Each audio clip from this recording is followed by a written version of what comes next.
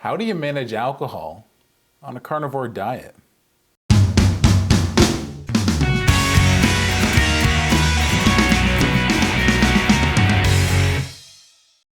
What's shaking, bacon?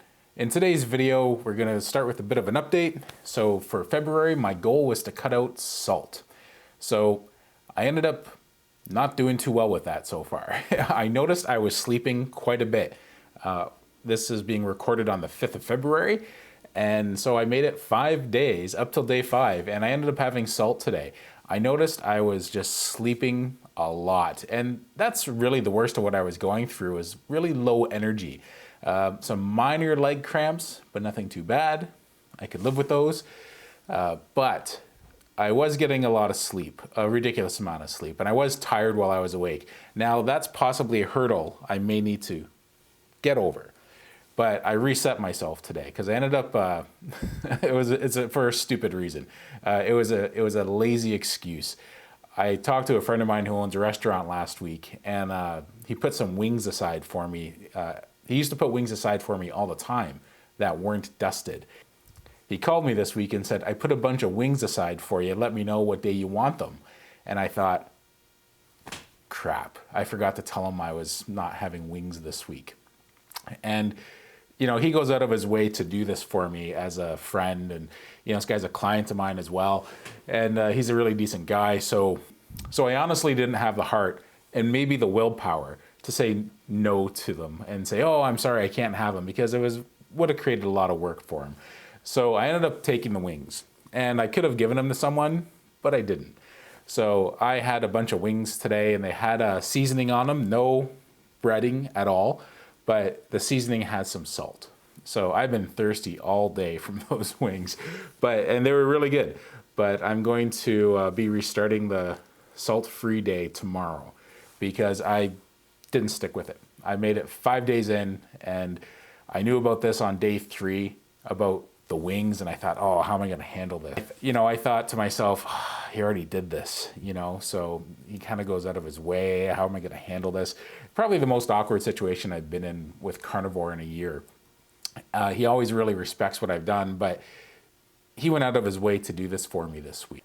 I should have talked to him about it before he did it, but that was my fault for not mentioning it to him.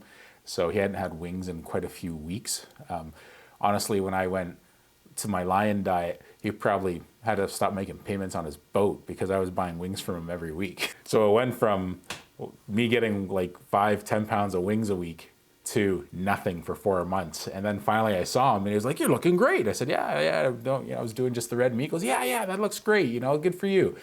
And I said, I heard you're not doing wings anymore. And he said, well, yeah, but I'm getting them next week. And I thought, oh, that's cool. Because last week I was literally having wings in my diet. So, but that was January, and I didn't think about how this month was February. So, my bad. I ended up getting them, and they had this peri-peri seasoning on them, so there was no carbs at all in there. So I've reset, and at least it was only a few days into the month. So starting on the 6th, I'm going again with the salt-free.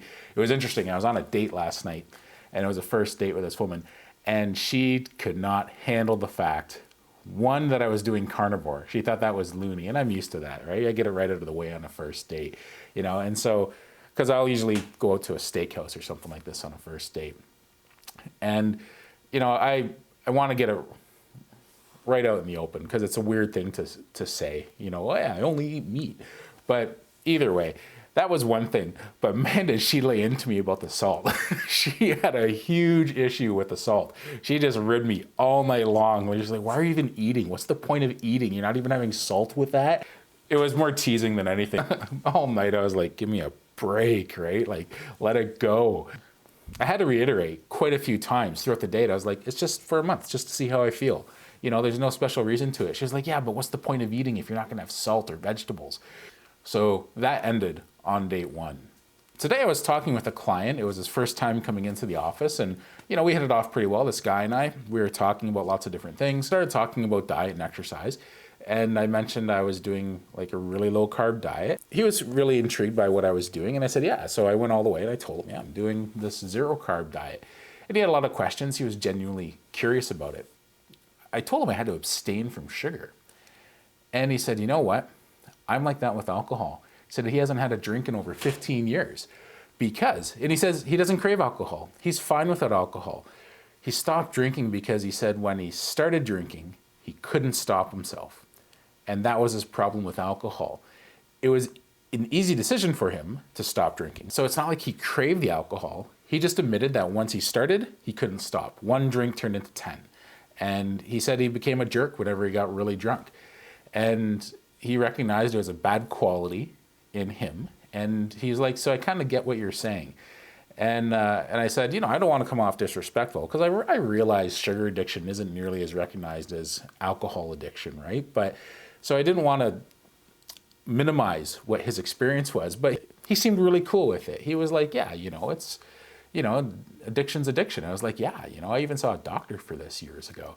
And I said, what I always say to people, you don't see smokers or alcoholics for that matter, but mainly smokers giving up cigarettes, but only having them one day a week on like Saturday nights after a long week. They go, yeah, okay, I'm good for a week, and they toss it, right? They don't do that. And alcoholics don't do that. And people who have sugar addiction can't do that. So it was an interesting conversation. We ended up talking about this carnivore diet, and he was really intrigued. And he said he'd have a difficult time cutting out certain foods, but he was quite interested in it. We sort of bonded over the fact that we both have a rough time moderating with certain things in our diet. And I told him, yeah, with me and alcohol, it's never been an issue. Alcohol is one of those things. I didn't really drink when I was a teenager. I had alcohol since I was a little kid. And I mean since I was a little kid. I grew up in an Italian house. My dad was always really clear since the beginning with us. You can see old photos, like a little kid who goes up to daddy and wants a little bit of what he's drinking. My dad would be drinking a beer and let us have a little sip just for the flavor of it. Now, nowadays, that wouldn't go over so well. We're talking back in the 70s, right? So back then, he was like, no, he did not believe in anything but teaching a child it's okay to have anything in moderation. And especially when it comes to alcohol, even from a young age like that, because when you're a child, you don't want the alcohol. It's just a novelty factor, right? And that's the way it is with most teenagers when they start drinking. Part of it is numbing yourself and escaping, but a big part of it's the novelty factor. And when I was 8, 10 years old, he'd give me like a little half-inch in the bottom of a glass, and when I was a kid, I was like, oh, I get to have the beer, right? And I learned at a young age I didn't like any hard alcohol. So I had very small amounts depending on my age. Once I was about 11, 12, 13, he let me have maybe an inch or two in a glass. And by the time I was maybe 13 or 14, whenever he was barbecuing, my sister and I, she's a year older than me, every now and then would say, hey, can I have the beer that's left over from when you put it on the steak? Because every now and then when he was barbecuing, he'd take a beer and douse it on the meat. And whatever was left, my sister and I could have or split. And by the time I was maybe 16 or so, he didn't care if we drank. He always said, just ask. Just ask. He said, don't ever take it. You're always welcome to have whatever you want. Just ask. And so by the time I was 17, it wasn't a novelty for me, right? I didn't see the point to it. I learned to have alcohol, and also I wasn't a big fan of alcohol. By the time I was in my late teens and through my 20s, maybe once or twice a year, I might crave a beer. I would have water, pop, milk, juice, all sorts of different things under the sun. Nothing would quench my thirst. Then I'd have a beer and be like, that's what I wanted. I didn't start drinking till my 30s. This friend of mine who was in his 30s when I was a teenager said most of the guys he knew that didn't drink at all when they were teenagers were alcoholics now that they were in their 30s. And all the guys like him who drank a lot when they were teenagers learned to moderate as time went on. Now, I worked as a bouncer for a lot of years. And what I learned was watching these people in the bars from my late teens to my early mid-20s. It's one thing when you see people at a bar drinking, you expect that. And especially when they're your age, 18, 19, 20, 21. In Ontario, you could start drinking at 19. I'm sure some people snuck in there. At parties, most kids are drinking by the time they're in their early mid-teens, unfortunately. It's just the way it is.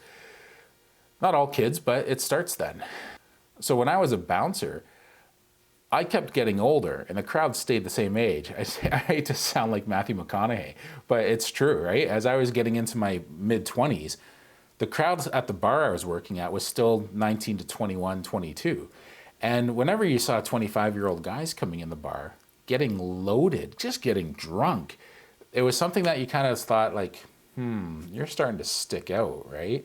And then you see some of these other guys that are in their late 20s and they're still getting really drunk on the weekend. And I didn't judge, but I observed and I was like, you know what? Like, this is different. This isn't just a phase for these people. They're kind of going heavy with it. And I think that's when you could look back and see there's some problems. And sometimes they've been doing it steady since they were kids. And for them, drinking was about getting drunk. So this isn't a video lecturing on alcohol and how you shouldn't get drunk or anything like that. A lot of people have questions about how alcohol works on a carnivore diet. And when it comes down to it, most alcohol has carbohydrates in it. A carnivore diet is a zero-carb diet. So you want to make sure you're adhering to that. I knew somebody once really well, and she said after going 5 months on a zero-carb diet, she said, I haven't craved alcohol in 3 months. I looked at her and I said, wow, that's pretty amazing. And she said, I always thought I had an alcohol addiction. Turns out it was a sugar addiction. Because she had been carb-free and sugar-free for 5 months, she realized she craved the sugar in the alcohol, the carbs in beer, the sugar in the wine. And when she cut it out, after a couple months, that went away. And that was pretty amazing. I think that lasted for about a year or so before, that person tried to start getting a little bit in there every now and then it became an issue again. And it became a huge issue with alcohol for that person, to the point where they were drinking at work. It's a tough thing for people to moderate. And I have a lot of empathy for them because I understand what it's like to moderate when it comes to sugar and carbs. Because you could be an alcoholic and be rail thin. And most people might not even realize you're an alcoholic. But if you're addicted to sugar, it often shows on the outside. How do you manage that if you want to make a change to a zero-carb diet? Because there's two big things you're giving up there. It's not just carbohydrates and sugar. You're giving up alcohol, and for some people, that's a real struggle. There's a couple ways to manage this. One is, of course, cold turkey. Now, depending on how bad your problem is, you can get really sick from alcohol withdrawal, and that's dangerous. If making this transition is going to be a big road for you because of that, because you might have an alcohol problem and you're having difficulty giving it up, I personally recommend doing it safe, seeing a nutritional consultant or a doctor, and let them help you to manage the alcohol down, maybe going to AA meetings to help manage and wean yourself off of alcohol so you don't go through any alcohol withdrawals. But if it's just a bit of an issue and you don't think it's going to be too much of an issue, I recommend just cutting it right out. I think the problem people have with alcohol withdrawal is they're still having carbohydrates in their diet. So they've cut out the alcohol. And this is what my client was telling me. He says, since he's cut out alcohol, he craves sugar and sweets now like crazy. And that's actually why I started expanding more on the carnivore diet, because I told him about this person I knew who cut out alcohol and all this jazz. And he was really intrigued by that. I said, when you also cut out the carbohydrates in your diet, it manages the sugar cravings and it manages the alcohol cravings because of the alcohol and sugar. And he said, I didn't realize there was sugar in alcohol. And I said, yeah, like wine's full of sugar, beer's full of sugar, most alcohols have sugar. There are a couple exceptions though, and this is where it applies to people who are doing carnivore and keto for that matter. They can have vodka and gin. Every now and then, I'll have a vodka. I'll go out, especially if I'm on a date, I'll just have a vodka soda water. And it's no big deal. It's a little bit of alcohol.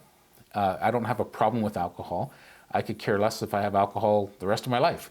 This is something I hate about social behavior, to be honest. People who want to have a drink won't drink if they see you're not having a drink. And that's always irked me. That's bothered me so much. It's like, if you want to have a wine or beer, have a beer. That's none of my business. I always looked at it like if I wanted to have a pop or juice or water, because I'm not much of a drinker, who cares what I'm having? You want to have alcohol? Have alcohol. But that's just me. I'm an odd duck. Now, alcohol will knock you out of ketosis. So, if you're trying to lose weight, the best way to go about losing weight is to knock alcohol out of the diet as well. And once you've gotten down to a weight that you want, if you want to try reintroducing an alcohol like vodka or gin, once you've gotten to your target, or you don't mind a slower weight loss, then yeah, that's a point where you can start having alcohol in your diet. But it's really a lot better and healthier, of course, if you don't have alcohol. I mean, there's really nothing good for your body in alcohol, other than the fact that it might lower your stress, but in the long run, it's probably raising your stress levels, right? Because it's not really something that's healthy for your body. That's my experience with alcohol. A lot of people, when it comes to a carnivore diet, I think the best move is to just cut alcohol out completely, but I don't live in your shoes. If you think that's just too much for you to handle because you do have a problem with alcohol, maybe cutting back to a carb-free alcohol might be a first step for you. Because it's something you don't really hear people talk about too much in the carnivore community, is alcohol and zero carb. So it's just something I never really struggled with, but perhaps you do. So you want to find the best, healthiest way to manage this. So we talked about a couple options in this video. I would suggest going the harder road, but it's up to you. Anyway, take care. Hope you're doing well.